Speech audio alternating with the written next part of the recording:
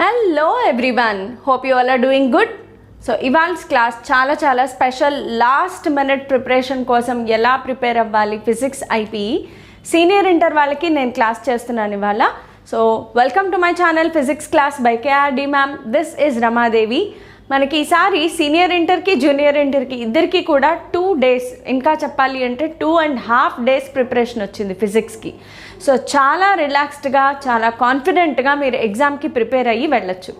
Already మీరు ఇంతవరకు కొన్ని ఏదో మీ కాలేజెస్లో ప్రీ ఫైనల్స్ కండక్ట్ చేసి ఉండొచ్చు, లేదా మీరు ఓన్గా ఇంటి దగ్గర ప్రిపేర్ అయ్యి ఉండొచ్చు. ఎలా ప్రిపేర్ అయ్యి ఉన్నా ఇప్పటికే మీరు ఫిజిక్స్ గురించి కొంత ప్రిపరేషన్ అయితే చేసి ఉంటారు.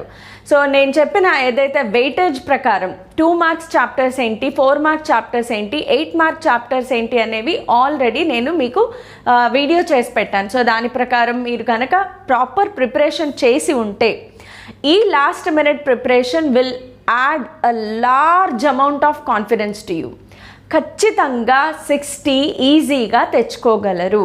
అయితే hard work is more important. So hard work చాలా చెయ్యాలి. సో నేను ఇవాళ 8 mark క్వశ్చన్ నుంచి స్టార్ట్ చేద్దాము. మీ అందరికీ తెలుసు 8 mark క్వశ్చన్స్లో వచ్చే చాప్టర్స్ ఏంటి, nuclei, current electricity and waves. నా సజెషన్ ఏంటి అంటే న్యూక్లియై లెసన్ నుంచి స్టార్ట్ చేయడం బెటర్. ఎగ్జామ్కి వెళ్ళినప్పుడు ఎగ్జామ్ స్టార్ట్ చేసేటప్పుడు ఖచ్చితంగా 8 mark చాప్టర్ని క్వశ్చన్ నుంచి స్టార్ట్ చేయండి. మీరు చాలా కాన్ఫిడెంట్గా ఉంటారు. న్యూక్లియైలో కంపల్సరీగా వచ్చే ఏకైక క్వశ్చన్ ఏదైనా ఉంది అంటే అది nuclear reactor. Nuclear reactor question తప్పకుండా చదువుకుని వెళ్ళండి. ఈసారి ఎగ్జామినేషన్లో మీకు ఈ క్వశ్చన్ కనిపించి తీరుతుంది. సో న్యూక్లియర్ రియాక్టర్ని బాగా చదువుకుని వెళ్ళండి. అయితే సేఫ్ సైడ్గా మనం ఎప్పుడు కూడా కొంచెం అటు ఇటు ఆలోచించాలి కాబట్టి సేఫ్ సైడ్గా స్టెల్లార్ ఎనర్జీ క్వశ్చన్ కూడా నేర్చుకోండి. దీని తర్వాత ఉంటుంది స్టెల్లార్ ఎనర్జీ క్వశ్చన్. మనకి హాఫ్ లైఫ్ రేడియో యాక్టివిటీ అనేది డిలీటెడ్ పార్ట్లో ఉంది కాబట్టి ఖచ్చితంగా వచ్చే క్వశ్చన్ ఏంటి అంటే న్యూక్లియర్ రియాక్టర్. సో న్యూక్లియర్ రియాక్టర్ని తప్పకుండా చదువుకుని వెళ్ళండి. న్యూక్లియర్ రియాక్టర్లో ట్యాగ్ ప్రాబ్లమ్స్ ఏమైనా ఇస్తారా ఇవ్వరా అంటే ఇవ్వచ్చు, ఛాన్సెస్ ఉన్నాయి. సో ట్యాగ్ ప్రాబ్లమ్స్లో వచ్చే మోస్ట్ ఇంపార్టెంట్ క్వశ్చన్ ఒక క్వశ్చన్ ఏంటి అంటే first question, how much energy is released or calculate the energy equivalent of 1 gram of substance. So energy equivalent of 1 gram of substance. చాలా ఈజీ క్వశ్చన్. సో ఈ question దేని మీద base అయ్యింది అంటే E = mc². Mass ఎంత 1 gram. So 1 gramని కిలోగ్రామ్స్లో convert చేస్తే 10⁻³ kg into C అనేది velocity of light 3 × 10⁸ m/s whole square.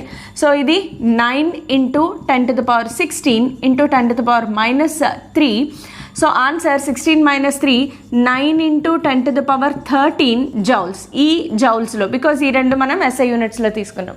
So చాలా సింపుల్ క్వశ్చన్. ఎక్కువగా E = mc² మీద మాత్రమే మనకు క్వశ్చన్స్ వస్తాయి. ఇంకొక హైలీ రిపీటెడ్ క్వశ్చన్ ఏంటి అంటే 1 microgram of uranium 235. 1 microgram of U-235 ఇది బర్న్ చేసినప్పుడు ఎంత ఎనర్జీ రిలీజ్ అవుతుంది. దీనికి కూడా సేమ్ ఫార్ములా. అయితే ఇందులో ఇక్కడ మిల్లీగ్రామ్ ఉంది, ఇక్కడ గ్రామ్ ఉంది, ఇక్కడ మైక్రోగ్రామ్ ఉంది, అంతే డిఫరెన్స్. మైక్రోగ్రామ్ అంటే 10⁻⁻6. సో దీనికి వచ్చే ఆన్సర్ ఏంటి అంటే 9 × 10⁻7 జౌల్స్. సో నేను ఇవన్నీ కూడా మీకు షార్ట్కట్లో చెప్తున్నాను. ఇప్పుడు నేను చెప్పబోయే క్వశ్చన్స్ ఏవైతే ఉన్నాయో వీటన్నిటికీ సంబంధించి ఒక లింక్, ఈ క్వశ్చన్స్ అన్నిటినీ ఒక లింక్ కింద డిస్క్రిప్షన్లో నేను ప్రొవైడ్ చేస్తాను. Please go through that link. ఆ లింక్లో కనుక మీరు చూస్తే నేను చెప్పే ప్రతి క్వశ్చన్ మీకు కనిపిస్తుంది. సో మీరు అవన్నీ నోట్ చేసుకుని క్లియర్గా చదువుకోవచ్చు. సో ట్యాగ్ ప్రాబ్లమ్స్లో ఇవి కాకుండా ఇంకో క్వశ్చన్ ఏంటి అంటే compare the radii of nuclei.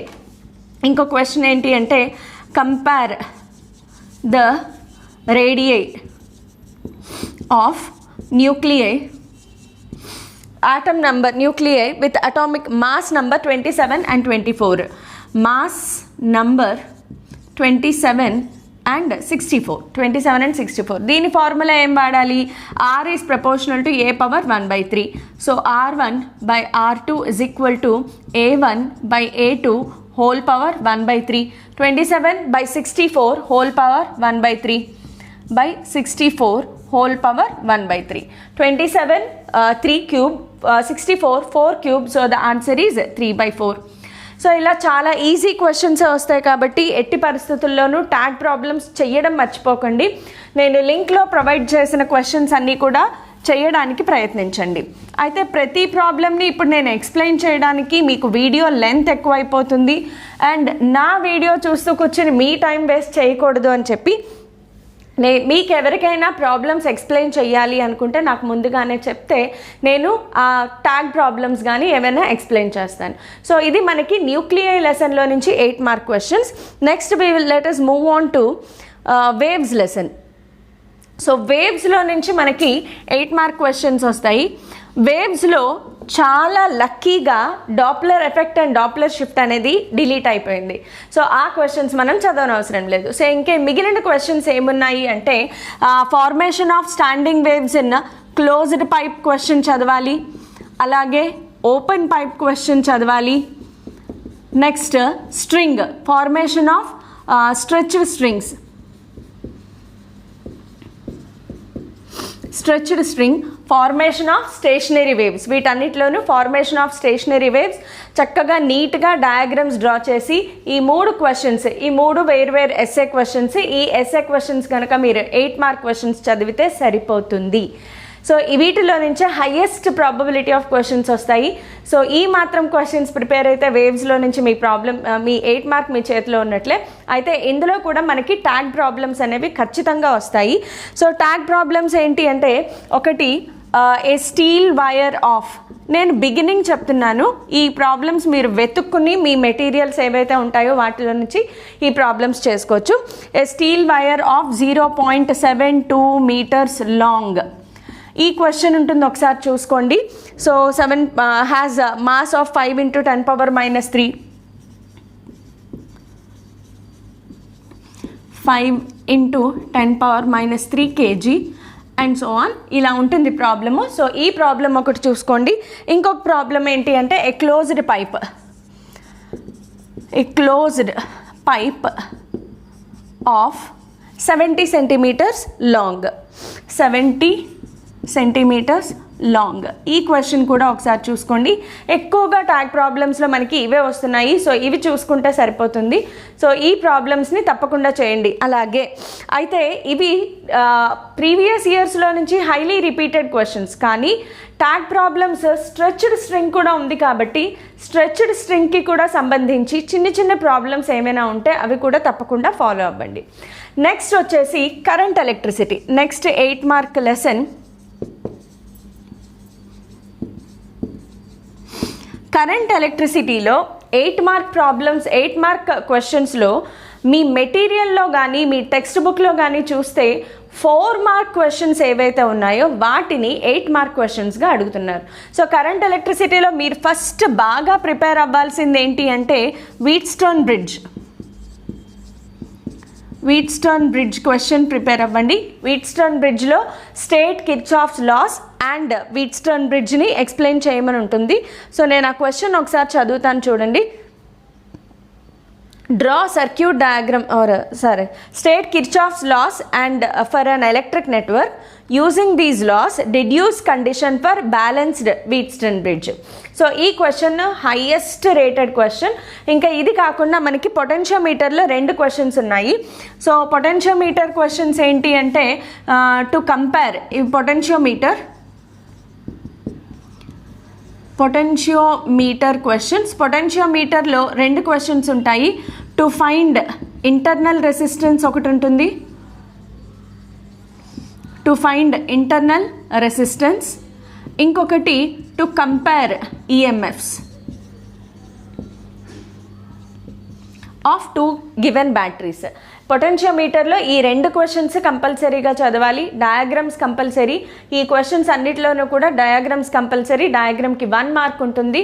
అయితే కరెంట్ ఎలక్ట్రిసిటీలో ప్రాబ్లమ్స్ కంపల్సరీగా వస్తాయి. సో అందుకే నేను చెప్పాను న్యూక్లియర్ రియాక్టర్ అనేది మీరు తీసుకోవాల్సిన బెస్ట్ ఆప్షన్. 8 మార్క్స్లోకి వచ్చేటప్పటికి న్యూక్లియర్ రియాక్టర్ అనేది బెస్ట్ ఆప్షన్. ఇంకా వేవ్సా కరెంట్ ఎలక్ట్రిసిటీ అనేది మీ చాయిస్. వేవ్స్ క్వశ్చన్ అయినా కరెంట్ ఎలక్ట్రిసిటీ క్వశ్చన్ అయినా కంపల్సరీగా ట్యాగ్ ప్రాబ్లమ్స్ అయితే వస్తాయి. సో ఎవరికి ఏ చాప్టర్ ఈజీ అయితే ఆ చాప్టర్లో నుంచి క్వశ్చన్స్ చదువుకుంటే సరిపోతుంది. కరెంట్ ఎలక్ట్రిసిటీలో చాలా ట్యాగ్ ప్రాబ్లమ్స్ ఉంటాయి. బేసికల్గా ఈ టాపిక్స్ మీద బేస్ అయిన క్వశ్చన్స్ చూసుకోవాలి. అంటే P/Q = R/S. For example previous year క్వశ్చన్స్లో లాస్ట్ ఇయర్ అడిగిన క్వశ్చన్ పేపర్లో, అంటే మనకి సెప్టెంబర్లో మన జరిగిన క్వశ్చన్ పేపర్లో వచ్చిన క్వశ్చన్ ఏంటి అంటే వరుసగా 4 రెసిస్టెన్స్ ఇచ్చేసారు. 4 రెసిస్టెన్స్లో నుంచి find out the unknown resistance. So answer P/Q = R/S formula వేసి ఫైండ్ అవుట్ చేయొచ్చు. కరెంట్ ఎలక్ట్రిసిటీలో ప్రాబ్లమ్స్ గెస్ చేయడం కొంచెం అంత ఈజీ కాదు. బట్ నేను కొన్ని ప్రాబ్లమ్స్ని సెలెక్ట్ చేశాను విచ్ ఆర్ హైలీ రిపీటెడ్. అయితే మీరు చేయాల్సింది ఏంటి అంటే ఒకవేళ ప్రాబ్లం మీకు కొత్తగా అనిపించింది, కొత్త ప్రాబ్లం ఏదైనా ఇచ్చారు అంటే ఖచ్చితంగా మీరు రాసిన 8 మార్క్ థియరీ క్వశ్చన్కి సంబంధించిన ఫార్ములానే ఉంటుంది. అయితే P/Q = R/S ఫార్ములా అప్లై చేయాలి, లేదా small r formula internal resistance formula కానీ, లేదా E1/E2 = L1/L2. ఈ 3 ఫార్ములాలు తప్ప వేరే కొత్తగా ఏమీ రాదు. ఈసారి series combination of resistors and parallel combination of resistors అనేది deleted part. So resistance of 4R bent into అనే క్వశ్చన్ ఏదైతే ఉందో అది రాదు. రెసిస్టర్స్ సిరీస్ ప్యారలల్ కాంబినేషన్లో ప్రాబ్లమ్స్ అనేవి రావు, because that is a deleted chapter.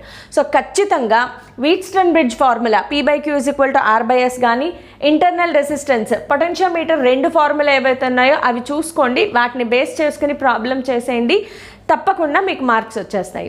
So ఇది మనకి 8 మార్క్ వెయిటేజ్ చాప్టర్స్లో నుంచి ఏమేం క్వశ్చన్స్ వస్తాయి అనేది. ఒకసారి 4 మార్క్ వెయిటేజ్ కూడా వెళ్ళిపోదాము. సో 4 మార్క్స్లో ఏంటి అంటే ఫస్ట్ రే ఆప్టిక్స్ నుంచి, రే ఆప్టిక్స్ అనేది బెస్ట్ సెలెక్షన్. 4 మార్క్స్లోకి వచ్చేటప్పటికి రే ఆప్టిక్స్లో చాలా ఈజీగా గెస్ చేసేయచ్చు మనము. రే ఆప్టిక్స్లో వచ్చే మోస్ట్ ఇంపార్టెంట్ క్వశ్చన్స్ ఏంటి అంటే formation of mirage, formation of rainbow, why sun appears red అనే క్వశ్చన్ డిలీట్ అయిపోయింది, అది మీరు చదవనవసరం లేదు.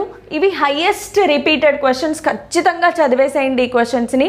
Formation of rainbow, formation of mirage, and తర్వాత వచ్చే మోస్ట్ ఇంపార్టెంట్ ప్రాబ్లం క్వశ్చన్ ఏంటి అంటే total internal reflection and the critical angle. Define critical angle ఉంటుంది కదా, critical angle question, total internal reflection question అనేది చదవడం ఇంపార్టెంట్. ఇవి చాలా చాలా ఇంపార్టెంట్. ఇవి కాకుండా neat labelled diagram, simple microscope question ఒకటి ఉంటుంది. Explain the formation of image in a simple microscope with a neat labelled diagram. ఇవన్నీ కూడా రే ఆప్టిక్స్లో డయాగ్రామ్ లేకుండా క్వశ్చన్ రాయొద్దు, ఆన్సర్ రాయొద్దు. సో ప్రతిసారి చూసుకోండి, ఖచ్చితంగా మీకు డయాగ్రామ్కి మార్క్స్ ఉంటాయి. సో నీట్గా రాయండి, మీరేం కంగారు పడద్దు. నేను ఇవన్నీ షార్ట్కట్లో చెప్తున్నాను. ఈ క్వశ్చన్స్ అన్నిటినీ డీటెయిల్డ్గా టైప్ చేసి నేను కింద మీకు ఒక లింక్ ప్రొవైడ్ చేశాను.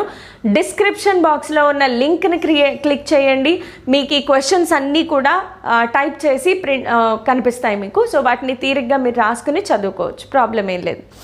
నెక్స్ట్ వేవ్ ఆప్టిక్స్లోకి వెళ్ళేటప్పటికి, వేవ్ ఆప్టిక్స్లో మోస్ట్ ఇంపార్టెంట్ క్వశ్చన్, వేవ్ ఆప్టిక్స్లో ఇంకొక 4 మార్క్ క్వశ్చన్ ఏంటి అంటే చాప్టర్ వేవ్ ఆప్టిక్స్లోకి వచ్చేటప్పటికి resolving power of eye, highly repeated question. Resolving power of eye క్వశ్చన్ని ఖచ్చితంగా నేర్చుకోండి. అయితే దీంతో పాటు ఇంకా principle of conservation of energy holds good for interference and diffraction అనేది ఒక క్వశ్చన్ నేర్చుకోండి. అలాగే డాప్లర్ ఎఫెక్ట్ ఇన్ లైట్, ఇది కూడా ఒక ఇంపార్టెంట్ క్వశ్చన్. సో ఇవన్నీ కూడా నేర్చుకుంటే మీకు సేఫ్ సైడ్లో ఉంటారు. వేవ్ ఆప్టిక్స్ని వదిలిపెట్టకండి, బికాజ్ వేవ్ ఆప్టిక్స్లో నుంచి ప్రాబ్లమ్స్ అనేవి రావు, అస్సలు రావు. సో వేవ్ ఆప్టిక్స్ అనే క్వశ్చన్ చాప్టర్ ఏదైతే ఉందో దానిలో నుంచి 4 మార్క్స్ని ఎన్ని వీలైతే అన్నీ నేర్చేసుకోండి. Next electric charges and fields, దీంట్లో డెరివేషన్స్ ఉంటాయి. ఎవరైతే మ్యాథమెటికల్ పార్ట్ బాగా చేయగలను అనుకుంటున్నారో డెరివేషన్ ప్రాక్టీస్ చేస్తే, ఎంత బాగా ప్రాక్టీస్ చేస్తే మీరు అంత కాన్ఫిడెంట్గా రాస్తే మార్క్స్ ఈజీగా వచ్చేస్తాయి. థియరీ కన్నా ఎప్పుడు డెరివేషన్స్ రాయడం అనేది మోస్ట్ సజెస్టబుల్ ఆప్షన్ అనమాట. ఎలక్ట్రిక్ ఛార్జెస్ అండ్ ఫీల్డ్స్లోకి వచ్చేటప్పటికి define intensity of electric field at a point, derive an expression for intensity due to a point charge. ఇది మీకు ఫస్ట్ షార్ట్ ఆన్సర్ ఉంటుంది, సెకండ్ షార్ట్ ఆన్సర్ ఉంటుంది. Derive the equation for couple acting on an electric dipole in an electric field. Derive an expression for intensity of electric field at a point on equatorial plane of a dipole. ఇలా triangle diagram వస్తుంది. Gas లా, state gas లా, ఇది కూడా చదివేసేయండి, చాలా important. Electric charges and ఫీల్డ్స్లో ఈ derivations confusion లేకుండా practice చేయండి. ఎన్ని number of times మీరు ప్రాక్టీస్ చేస్తే అంత సేఫ్ సైడ్. అలాగే electric potential and capacitance, electric potential, electrostatic potential and capacitance, ఈ లెసన్లో క్వశ్చన్స్ అంటే డెరివేషన్స్తో పాటు ప్రాబ్లమ్స్ కూడా చాలాసార్లు మనకి వస్తున్నాయి. సో ప్రాబ్లమ్స్ని ప్రాక్టీస్ చేయడం కూడా చాలా ఇంపార్టెంట్. అయితే మీరేం కంగారు పడిన అవసరం లేదు. ప్రాబ్లమ్స్ ఎక్కువగా series combination and parallel combination of capacitors మీద మాత్రమే అడుగుతున్నారు. So just series combination, parallel combination formulae వేస్తే చాలు. మీరు గుర్తుపెట్టుకోవాల్సింది ఏంటి అంటే, అయితే ఇక్కడ ప్రాబ్లమ్స్ అనేవి కొంచెం ఓన్గా చేయగలిగేలా కూడా ఉండాలి. ఎక్కువ series combination, parallel combination. Electrostatic potential and కెపాసిటెన్స్లో క్వశ్చన్స్ వచ్చేటప్పటికి derive expression for potential due to a point charge, derive expression for potential energy of electric dipole, derive expression for capacitance of parallel plate capacitor. And ఇవి కాకుండా series combination of capacitors, parallel combination of capacitors formula derive చేయడం అనేది నేర్చుకోండి. అయితే ఈ capacitors question ఏదైతే ఉందో ఆ క్వశ్చన్ ప్లేస్లో ప్రాబ్లమ్స్ కూడా అడుగుతున్నారు. సో ఎక్కువగా ప్రాబ్లమ్స్ ఎలా ఉంటాయి అంటే 3 capacitors connected in series, 3 capacitors connected in parallel. కెపాసిటర్స్లోకి వచ్చేటప్పటికి కెపాసిటర్స్ సిరీస్ కాంబినేషన్లో ఉంటే ఫార్ములా ఏంటమ్మా, 1/C effective is equal to 1/C1 plus 1/C2 plus 1/C3. ఇది కెపాసిటెన్స్కి ఫార్ములా. సిరీస్ కాంబినేషన్లో ఛార్జ్ సేమ్గా ఉంటుంది, పొటెన్షియల్ డిఫరెంట్గా ఉంటుంది. సో పొటెన్షియల్ కావాలి across every one. V is equal to Q/C, C is equal to Q/V.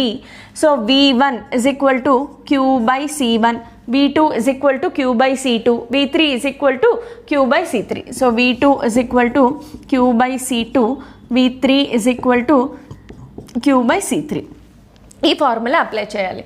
అదే ఒకవేళ కెపాసిటర్స్ ప్యారలల్ కాంబినేషన్లో ఉంటే C ఎఫెక్టివ్ ఫార్ములా వచ్చేసి C1 plus C2 plus C3. So ఇక్కడ పొటెన్షియల్ కావాలి అనుకుంటే V1 is equal to Q1, potential remains the same. Parallel combination lo potential remains the same. So V1 is equal to V2 is equal to V3. So V1 is equal to V3 is equal to V3, V2 is equal to V3. So parallel combination lo potential remains the same. So ఒక్కసారి నేను ప్రాబ్లమ్స్ని కూడా ఏమేమి వస్తాయి అనేది 4 మార్క్స్లో mention చేశాను, అవి ఖచ్చితంగా ఫాలో అవ్వండి. నెక్స్ట్ 4 మార్క్ చాప్టర్ వచ్చేసి moving charges and magnetism. Most important question ఏంటి అంటే బయోట్ సావర్ట్స్లో ఒకటి నేర్చుకోండి, అలాగే ఆంపియర్స్లో ఒకటి నేర్చుకోండి. ఈ 2 క్వశ్చన్స్లో ఒకటి గ్యారంటీగా వచ్చేస్తుంది. అది కాకుండా మనకి మూవింగ్ ఛార్జెస్ అండ్ మ్యాగ్నెటిజంలో ప్రాబ్లమ్స్ కూడా వస్తాయి. కెపాసిటర్స్ ఒక chapter, moving charges and magnetism ఒక చాప్టర్. ఈ 2 చాప్టర్స్లో నుంచి ప్రాబ్లమ్స్ వస్తాయి. ఆ ప్రాబ్లమ్స్ని నేను ఆల్రెడీ మీకు కింద లింక్లో ప్రొవైడ్ చేశాను. అవేం ప్రాబ్లమ్స్ అనేది నోట్ చేసుకుని ఖచ్చితంగా ప్రాబ్లమ్స్ మాత్రం చేసుకోండి. సో 4 మార్క్ క్వశ్చన్స్కి వచ్చేటప్పటికి కొంచెం ఎక్స్పెరిమెంట్స్ జరుగుతున్నాయి సీనియర్స్ విషయంలో. నెక్స్ట్ వచ్చేసి electromagnetic induction chapter. Electromagnetic induction చాప్టర్లో highly repeated question eddy currents. అంతే, అది చదువుకుని వెళ్ళండి, ఆ క్వశ్చన్ వచ్చేస్తుంది మీకు. అది కాకుండా ఇంకొకటి ఏంటి అంటే energy stored in a solenoid. So దీంట్లో ½ Li² అనే ఒక ఫార్ములా వస్తుంది, అదొక డెరివేషన్ చూసుకోండి. బట్ ఎడ్డీ కరెంట్స్ అనేది గ్యారంటీగా వచ్చేసే క్వశ్చన్, ప్రాబ్లం లేదు. నెక్స్ట్ 4 మార్క్ క్వశ్చన్స్ యాటమ్స్ అస్సలు వదిలిపెట్టకుండా చదవాల్సిన చాప్టర్. మీరు ఎలాగూ కెపాసిటర్స్ కానీ లేదా మూవింగ్ ఛార్జెస్ అండ్ మ్యాగ్నెటిజం అనేది ఆప్షన్లో పెట్టుకుంటే బెటర్. బికాస్ దాంట్లో ప్రాబ్లమ్స్ అడుగుతున్నారు మనకి. ఒకవేళ ప్రాబ్లం చేయలేము అనుకుంటే యాటమ్స్ అనే చాప్టర్ అసలు వదిలిపెట్టకుండా చదవండి. దాంట్లో limitations of Bohr's theory, Thomson's model, different types of spectral series, ఇవి highly repeated questions. So spectral series, Bohr's model, ఈ రెండిట్లో ఏదో క్వశ్చన్ వచ్చేస్తుంది, అది మీకు ఆల్రెడీ మీరు చదివేసి ఉంటారు. సో చాలా ఈజీగా అటెంప్ట్ చేయొచ్చు. యాటమ్స్ మాత్రం వదిలిపెట్టద్దు. సెమీ కండక్టర్ డివైజెస్ అనేది లాస్ట్ క్వశ్చన్ వస్తుంది మనకి. మోస్ట్ ఇంపార్టెంట్ హైలీ రిపీటెడ్ ఏంటి అంటే half wave rectifier, full wave rectifier. ఈ రెండు చదువుకుని వెళ్ళండి, ఖచ్చితంగా ఏదో క్వశ్చన్ వచ్చేస్తుంది. లేదు write the differences between half wave, full wave rectifier అంటే ఒక పక్కన హాఫ్ వేవ్ రెక్టిఫైయర్ ఆన్సర్ రాసేయండి, ఇంకొక పక్కన ఫుల్ వేవ్ రెక్టిఫైయర్ ఆన్సర్ రాసేయండి, ఖేల్ ఖతం, that's it. So next 2 mark questions. 2 mark questions నేను అన్నీ చదవట్లేదు. 2 మార్క్ క్వశ్చన్స్ని నేను ఆల్రెడీ మీకు చెప్పాను కదా, కింద లింక్లో ప్రొవైడ్ చేశానని. ప్రతి చాప్టర్ వెయిటేజ్, ఆ చాప్టర్ ఏది 2 మార్క్ వెయిటేజ్ చాప్టర్, దాంట్లో నుంచి ఏమేం క్వశ్చన్స్ వస్తాయి అనేది ఆల్రెడీ నేను మీకు క్వశ్చన్స్ డీటెయిల్డ్గా రాసి పెట్టాను. 2 మార్క్స్లో రే ఆప్టిక్స్ కనుక చేస్తే ఖచ్చితంగా ప్రాబ్లమ్స్ చేయండి. రే ఆప్టిక్స్లో నుంచి ప్రాబ్లమ్స్ వస్తున్నాయి 2 మార్క్స్. అలాగే ట్రాన్స్ఫార్మర్ మీద కూడా ఒక ప్రాబ్లం వస్తుంది. సో అవేం పెద్దగా కష్టంగా ఏమో ఉండవు, చాలా ఈజీగా ఉంటాయి. రే ఆప్టిక్స్లో ఎక్కువగా పవర్ రిలేటెడ్ ప్రాబ్లమ్స్ వస్తున్నాయి. పవర్ ఫార్ములా ఏంటి అంటే P1 + P2, రెండు లెన్సెస్ కాంటాక్ట్లో పెట్టినప్పుడు power formula P = P1 + P2. అదే మీకు ఫోకల్ లెంత్ అడిగితే focal length 1/f = 1/f1 + 1/f2. అయితే ఇక్కడ కాన్కేవ్, కాన్వెక్స్ గుర్తుపెట్టుకోండి. కాన్వెక్స్ అయితే పవర్ పాజిటివ్ ఉంటుంది, కాన్కేవ్ అయితే పవర్ నెగిటివ్ ఉంటుంది. సో పవర్ పాజిటివ్ నెగిటివ్ ఏది ఉంటే దాని సైన్తో అలాగే మీరు సబ్స్టిట్యూట్ చేస్తారు. సో అలా ప్లస్ మైనస్ సింబల్, మైనస్ ఉంటే మైనసే పెడతారు, అలా పెట్టి సాల్వ్ చేసుకోవచ్చు. సో ఈ ఫార్ములా మీద ఎక్కువగా మనకి రే ఆప్టిక్స్లో ప్రాబ్లమ్స్ వస్తున్నాయి.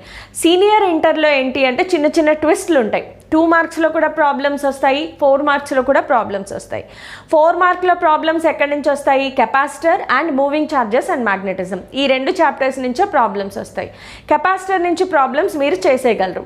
ఒకవేళ మూవింగ్ ఛార్జెస్ అండ్ మ్యాగ్నెటిజంలో ప్రాబ్లమ్స్ చేయలేకపోతే ప్రాబ్లం ఏం లేదు, మనకు ఎలాగో చాయిస్ ఉంది 4 మార్క్స్లో.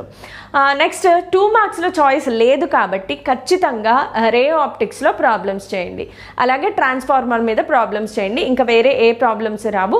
అయితే 4 మార్క్స్లో ఒక్కొక్కసారి ఎలక్ట్రిక్ ఛార్జెస్ అండ్ ఫీల్డ్స్లో ఒక ఫార్ములా, అదేంటి అంటే F = 1/4πε0 Q1 Q2/r².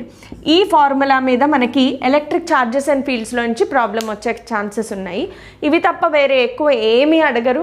సో చాలా సింపుల్గా మనం ఒక్కొక్క లెసన్లో నుంచి దాదాపు 4 or 5 క్వశ్చన్స్ మాత్రమే చదువుతాం.